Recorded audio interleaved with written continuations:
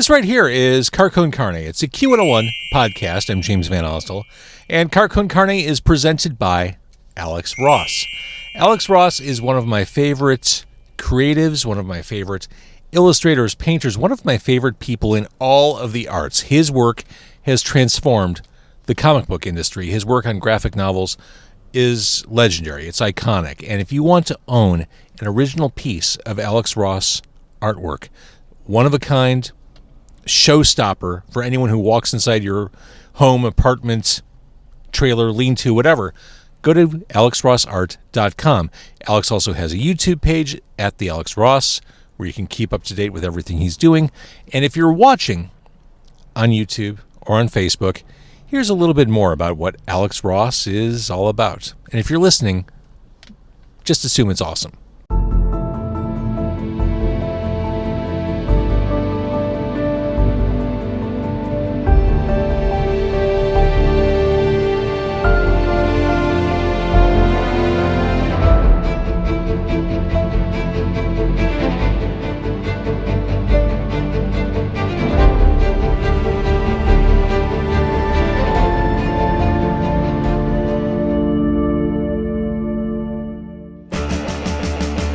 It's Con Carne. Let's eat in the car. It's Con Carne. And now here's the star of our show, James Van Ostel.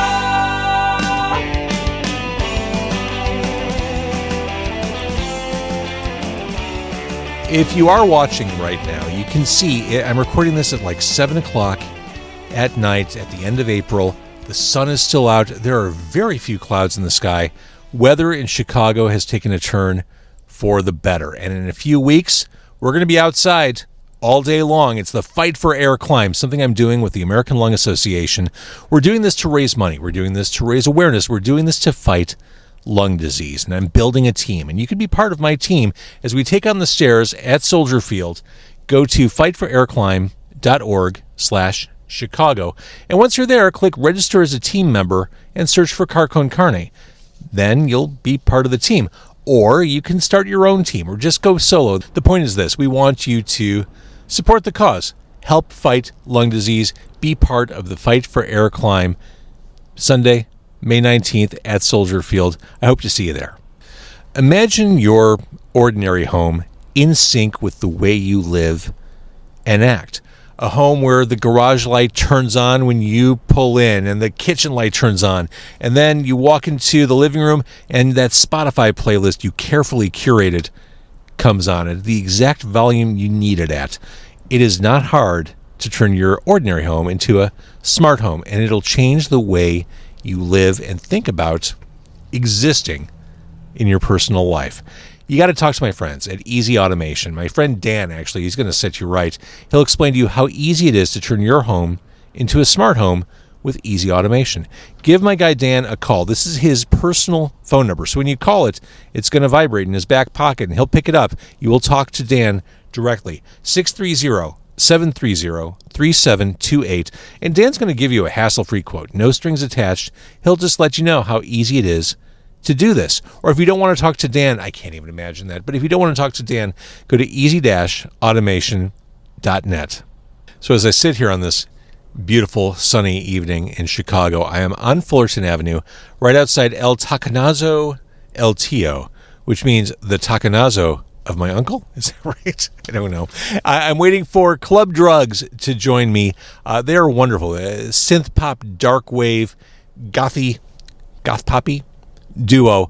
John and Maria will be joining me shortly. This is Con Carne, episode number 945. I try to be really efficient. I try to make sure that when my guest shows up, stuff is ready to go. They're not waiting. There's no downtime. Let's just get into it. So I'm on Fullerton Avenue. I'm outside El Taconazo El Tio. And as I'm setting up Con Carne for Club Drugs, who are joining me in the car right now, I thought while I'm sitting here, I'm going to order on Grubhub rather than go in, wait inside. I'm just going to order on Grubhub so I can do carryout. I got the notification about 15 minutes after I ordered that, yes, my order was ready from El Taconazo del Fiesta. And that gave me pause.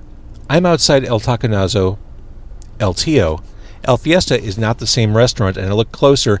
El Taconazo El Fiesta is on Central in Chicago, about 2200. I ordered from the wrong El Taconazo, so somewhere across the city right now there is a bag of veggie tacos, chips and salsa, and I think guacamole too.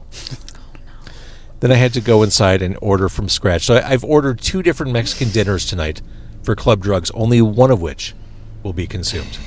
The real thing, though, is we're definitely going to go there after this. It'll be cold. I mean, I guess. Tacos. I mean, you could heat it up afterwards. Exactly. I mean, at some point they've got to pull it off the counter. Like, oh, this guy's never going to show. Yeah, probably. It's probably Con Carne. We're going to see how long they'll hold it, though. Let's go there tomorrow and see what's up. So it is Con Carne. Carne, you're a vegetarian, so I got us all veggie tacos. John's in the back seat. Maria's in the front seat. If you're watching this on Facebook or YouTube, if you're listening, same thing applies. You just can't see it. These are huge. They are very big. I feel like Maria's scared of the awesome weight of the vegetarian tacos. Here's one for you right here. I feel like I'm going to spill everywhere. Worse things have happened. It's fine. It's fine. You know, I'm glad that El Taconazo de Fiesta is not the taconazo of choice tonight, because these look delicious.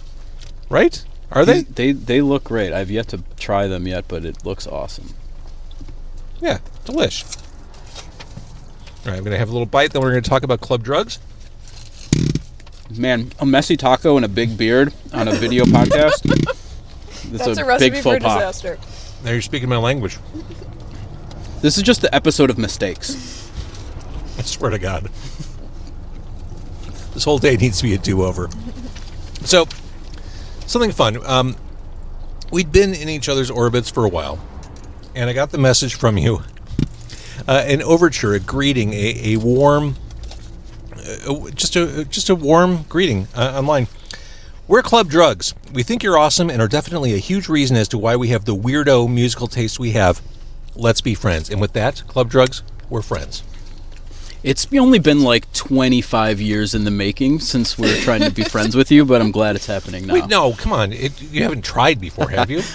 In my head, I was trying, and in my bedroom as a young kid, listening to you on the radio, being like, "How do I get my band on this show?" That's where our friendship started. You just didn't know it yet. And did you ever try to get your band on the show? I think we probably submitted like a bad CDR sometime at some point, but you probably made the right decision by waiting for it to be this one. Okay. I feel bad that I didn't play you if you sent me something. Yeah, I don't think it was worthy of it. I'm going to be honest. Okay. Been in a lot of bad bands. One thing I got better about through the years, and it was really hard when I was doing the local show, especially in the 90s, is rejecting people. Because, pre-email especially, it's like, what do I do? Do I call them and say, sorry, I can't play this? Yeah. I always felt like kind of a heel when I didn't play someone. Yeah. And I got better through the years saying, hey, it's just not a fit, or here's what I'm doing. But inevitably, I wasn't able to say that to everyone who submitted. So I always felt like I left people hanging, and that always drove me crazy. Yeah. Like, I always felt like I was being disrespectful. In all honesty, though, like, I respect that, though, because that show was important to me and to all my friends, and it was like a status thing. Like, you were showcasing bands that deserved to be there, not just anyone that sent you a CDR. So, in my mind, it made it better. It was a pinnacle for, the Chicago scene to try to be up, out there. This is the messiest taco I think I've ever...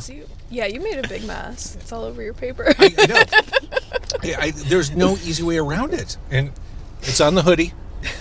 I'm wearing this home. I'm going to finish this just to make it go away, and then I'm done. You guys can have my second taco. That's fine. So, Club Drugs. Let's start with the fact that you essentially are an ungoogleable band. Oh, that sounds like a bad thing. Well, it's a thing. Because when I first searched Club Drugs on Google, I did not get your band. No, probably not. No, but I did get a link to get Molly on the dark web, which was great. That's also us, actually. It's so funny though. Like, neither of us do drugs, so that's kind of like an inside joke with us a little bit. But we played this festival in Germany last summer. That was like, they call it the European Burning Man. It's called Fusion Fest. Mm-hmm. And when we were checking in, they were like, okay, band name, and we said Club Drugs, and the guy laughed, and he was like, oh, you're really popular here. And I was like, yeah, I bet. So it's it's definitely, it gives us some laughs. Most importantly, do you have any napkins back there? Yeah. Everything's gone to hell. I just need one. Thank you. I'm gonna leave them right here in the center for all of our future mistakes. Maria's in stunned disbelief by the mess I've made in the front seat. Maybe you should have sat in the back seat. It would have hid my shame better. She already knows how bad of an eater I am, so. It's Are you? true. Mm-hmm. It usually ends up in his beard. We have a routine of, at the end of every meal, I kind of point to my face, and she alerts me to how many pieces of rice are left in my beard. I'm also bad with like donuts end that's up on true. my face. That is very true. Mostly just it's a donut related problem. Just to follow up on what Maria's saying, there are my notes for today, covered in refried beans, tomatoes, and lettuce. A full meal on this sheet of printer paper. So let's talk about Club Drugs history.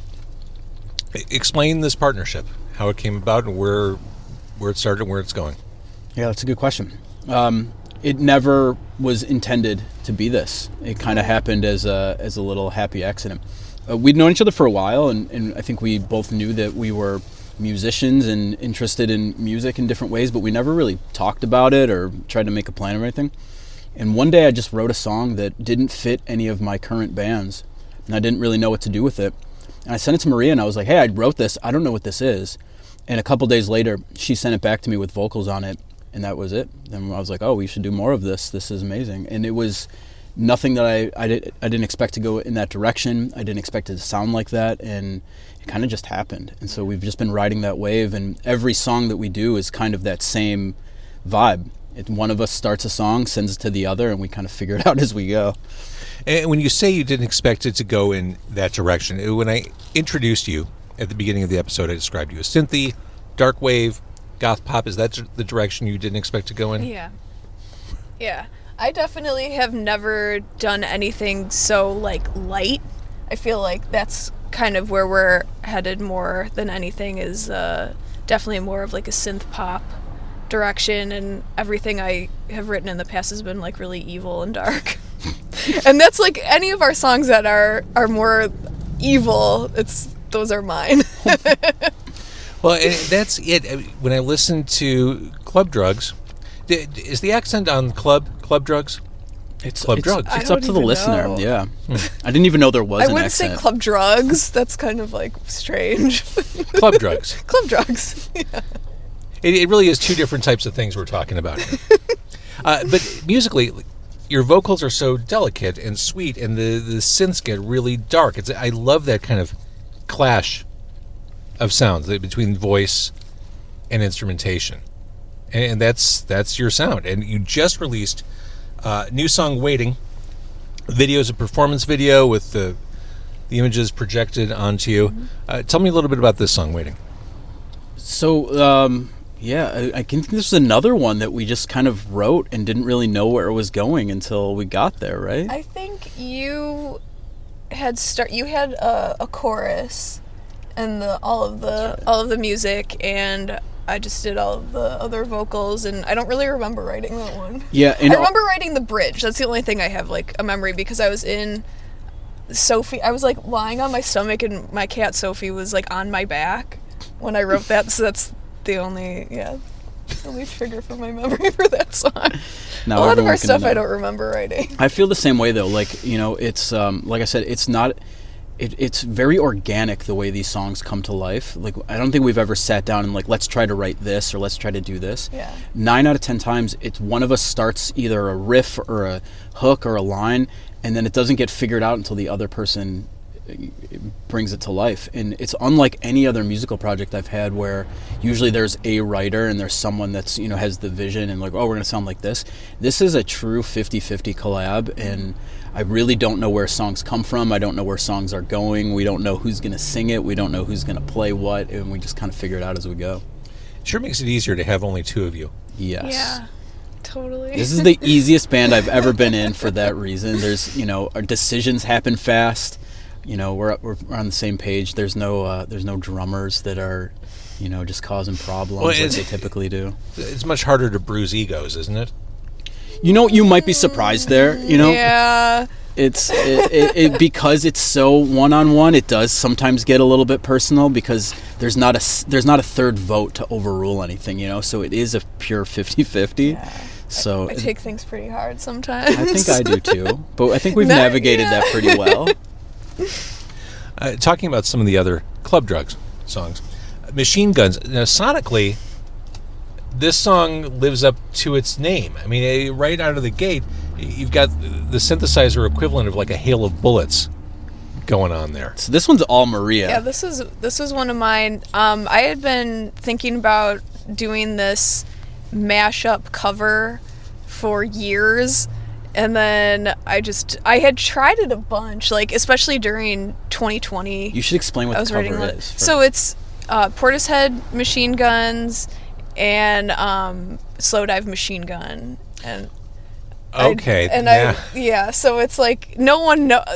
In my brain, I was like, "This is such an obvious thing to do. Right. Someone's gonna do it before me, so I have to do it. I have to get this out." And it took me like so many tries to finally do it. Then when we start, because I was just doing it for my like solo thing that I was doing, and then when we started working together, then it all started to click a little bit better. But yeah, that was a tricky one. I'm glad you got in front of that cover, though.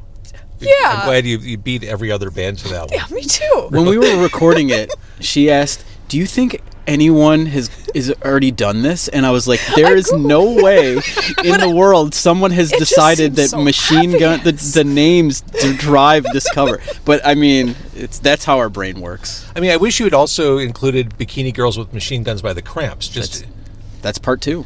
Man, I know, but now since I've done that, now I'm like, I want to do more mashup covers, and that can just be like our thing that no one understands, because they'll think that it's just a Portishead cover. I'm like, what about that other song in has there? anyone gotten it right? No, I don't think anyone zero people, zero. I kind of lost track of Portishead after Dummy, but that first album is still... I like the second one. That was my self-titled? favorite. Yeah. It's still pretty great. Oh, it's so good. Yeah. With that first album, like Mr. Runs and all that stuff. Okay. Anybody. Hot Mess, Little Black Dress, From Holding Hands to Canceled Plans. So in the spirit of prom season, is that what we're talking about? I'm like embarrassed by those lyrics. I always say that. I'm like, those are the dumbest lyrics I've ever written. Why do you think that? I don't know. They're just cheesy. Like the chorus is cheesy, but I don't know. Who has never been a hot mess? I'm currently being a hot mess back here. You are. Your My paper lap is a hot mess. My lap is covered in tomato and lettuce. Wait till you hear the song we write about your mess that you've made in the front seat of your car. It's inevitable. The Crucifixion, rolling off of Easter a few weeks ago. Short, dark, creepy little interlude song. So that was mine, right? Yeah. That's another one that I don't remember, but that's a cover of one of the pieces in of the score of the movie Carrie. Okay. So I was watching Carrie and I was like, this is really cool. Now I'm going to make a song out of this. This is an important turning point for the interview. Are you both horror fans? Oh, yeah. I mean, I would say that aside from our psychotic drive to have everything music, our second thing is horror movies. Our merch, our visuals live, like everything, it's completely driven by horror movies. Okay, we just became best friends, the three of us as a collective. Let's just go to the movies. Oh my god. Well, I just saw The First Omen a couple weeks ago, which I loved. Have you seen that yet? No, we watched Immaculate we instead, downloaded which we heard it. is It was a the weird opposite version. It's fine for what it is, but First Omen, it hits all the right notes. Really? It's on our list. Late Night with the Devil, Also on our list. okay, it's on Shudder now. Ooh. Well worth watching. We're in a good period for horror. I mean, the year started out with Night Swim, not anyone's favorite horror movie, but there's good stuff. I don't know Going Night on. Swim. What's that? It's about a haunted swimming pool. Cool. Yeah, it's terrible. And there's a blockbuster release in January. It was terrible. Love that. Terrible. Back to your music. Talking about that combination of the dark music and your voice. Broken Promises has these synths at their most like winding and menacing, and then there's you. Just those breathy vocals. The song is a vibe. Thank you. I think that very that's much. a good analogy for everything that we're trying to do, though. Like we're blending this. I mean, we call it goth pop because we're driven by both things. Like we both love really dark, evil, bleak sounding things, but I also love pop music so much. Like we're always listening to like Justin Bieber. I mean, I am, maybe not we, but we love the When we're pop music together, yeah. sensibility. So everything has been trying to like bring a sense of light into the dark, but then Yeah. also like how do we bring some moodiness and some evil into pop music, because I think that's what Justin Bieber needs. And if I had a nickel for every time this line was used in modern music, why don't I try cognitive behavior therapy? Ketamine is the song. That was the first one we wrote. Is it really? Yeah. That was the first kind of like pop thing I've ever written. Same. Like the first, like I tried with my solo thing. Like I wanted to do something a little bit more like accessible. But I don't know. Nothing like clicked in my head until he sent me the music for that. That was the thing that he wrote that he didn't know what to do with. And that just kind of like fell out of me, and I've never been able to write anything like that since. It's like telling this crazy story, and then ever since then I'm just like writing this dumb stuff, cheesy dumb. Great ad. But that is like, those lyrics are really good. They're really smart. You are so Midwestern. Yeah, don't listen to it. It's not that good. That's a typical Midwestern attitude. It's true. There's probably better stuff out there. I don't know. It's just something I tried. I tend to believe, though, the things that just fall out of you, like it happens so few and far between, but I genuinely believe that that's magic. And like, take or leave that song might not be your favorite thing in the world, but I find it to be magical the way that it came out. Like, we weren't even trying to do that, and then it just fell out of we were us. just messing around. Yeah, we're just goofing off. Well, and you said that at the beginning of the interview, too. It just, everything is organic, and you don't sit down and write. I think the second you try to force that sort of thing, you try to force creativity, you go down the wrong path. Yeah, and we hear it all the time, like we don't really sound like anything, like we have a ton of influences that we can pull from, but 9 out of 10 times we'll play a show and like we don't really fit with the bands we're playing. Never fit. But that's awesome to us because like we like a bunch of different kinds of music, and like this is just us. This, if anyone wants to know what we sound like as humans, I would say it's this band. And we clearly have other influences and we have other projects and that do different things, but this is just organic and it's just fallen out of us. I love it. Okay, so if we want to see Club Drugs, and we do, Chop Shop on May 11th. Yes, sir. And then Dark Castle Fest. Yeah. That's in Louisville. Yeah, we've entered into this realm where we've gotten a handful of festivals coming up this summer, and we don't really know anything about it. Dark Castle Fest sounds awesome. Yeah, there's a lot of cool bands on there. We've never played Louisville or a lot putting of the the places. goth and goth pop. Dark Castle. Exactly. Yes. So, have you ever been to Louisville? Yeah, a bunch. Now, based on the conversation we had, have you ever been to the Waverly Hills Sanitarium? Fuck yeah! And sorry, can I not say that? It's fine. I spent the night there. Did you really? I did. It's bullshit, right? No. Stop. It is not. All right, so for clarification, Waverly Hills Sanitarium is an old, hollowed-out sanitarium on the top of a hill. You have to get through a weird forest path to get there. It's not obvious. Google Maps isn't very helpful to get you there, but it's supposed to be seriously haunted. People were wiped out during the days of tuberculosis. People dropped like flies there, and it's said that you can see specters and spooks walking around. You saw that stuff? I did not see anything. No, I did not. But I did. Okay, so there is this one part.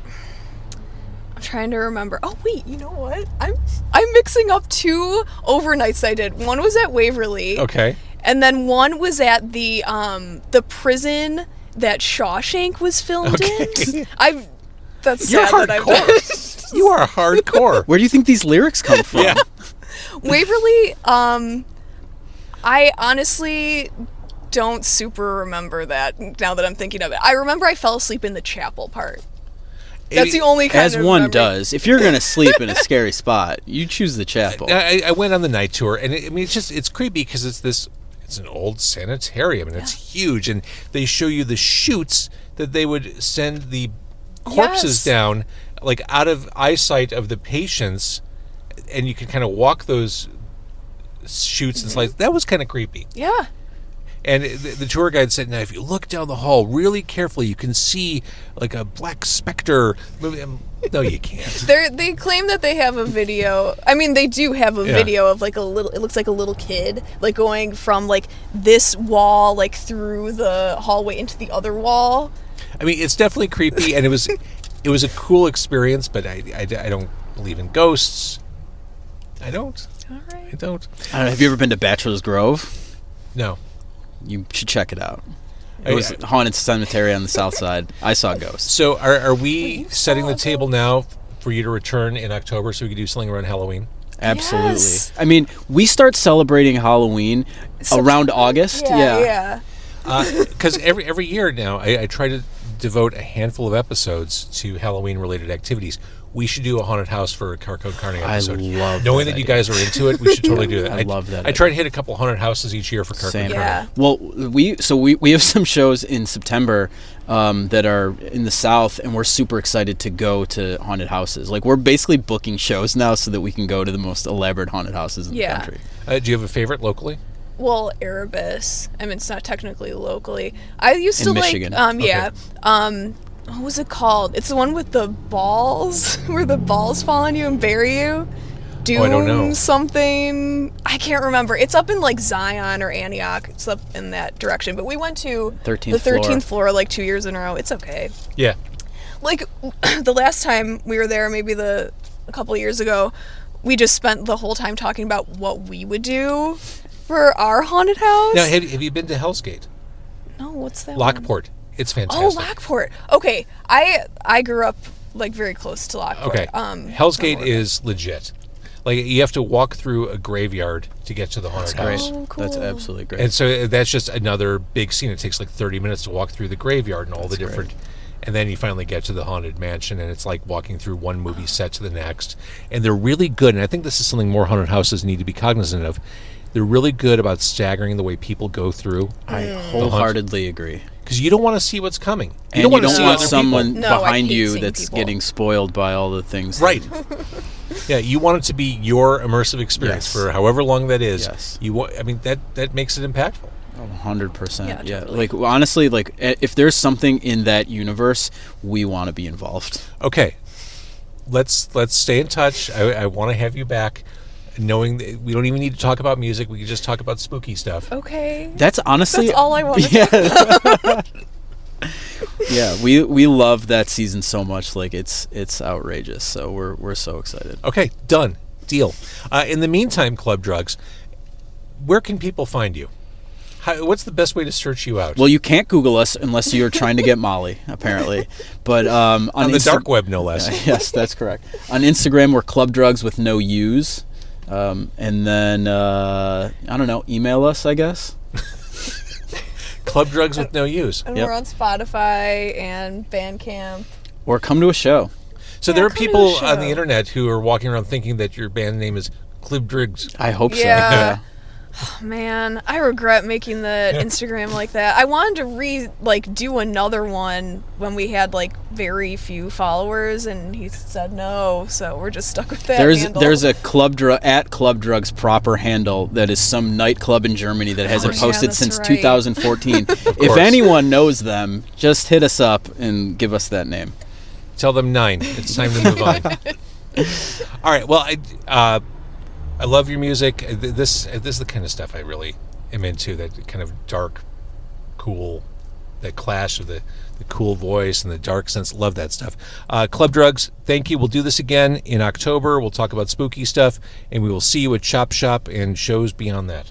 Thank you so much for Thank having you. us. Like I said earlier, like, we might not be here if it wasn't for everything you've done for Chicago alternative over the years. So Thank you. we're honored. Like, my young self is freaking out right now. So thank you. Well, I hope I neutralized that by spilling a taco all over myself. I hope I absolutely killed. You can't be nervous if the guy's spilling tacos all over himself. I like to, disarm people that way. Thank you. Awesome. Club Drugs. Thank you. Thank